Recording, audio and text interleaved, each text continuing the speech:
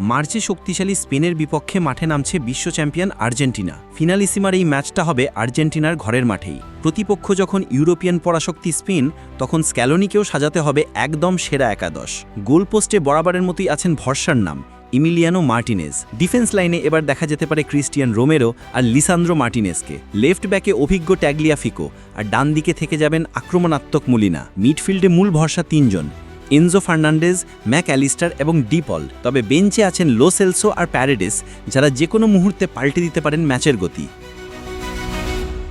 Attacking লাইনে Lionel Messi এবং Julian Alvarez তো থাকছেনই, তবে লেফট উইংয়ে দেখা যেতে পারে নিকোলাস গঞ্জালেস অথবা থিয়াগো আলমাদাকে।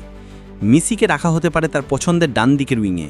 বেঞ্চে আরও থাকছেন লাউতারো মার্টিনেজ, গার্নাচো ও জিওভানি সিমিওনে।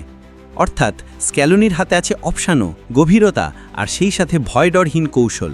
সব মিলিয়ে স্পেনের বিপক্ষে আর্জেন্টিনার এই একাদশটাই হতে পারে সাম্প্রতিক সময়ে সবচেয়ে শক্তিশালী দল। বিশেষ করে আলমাদা মেসিকে একসাথে মাঠে রাখলে মিডফিল্ড থেকে অ্যাটাক সব জায়গায় থাকবে ভারসাম্য। এখন প্রশ্ন একটাই, পেদ্রি রদ্রি স্পেনকে হারিয়ে আরও একবার ট্রফি জিতবে কি আর্জেন্টিনা, নাকি মেসিদের সামনে বাধা হয়ে দাঁড়াবে লামিনী আমালদের দুর্দান্ত গতি?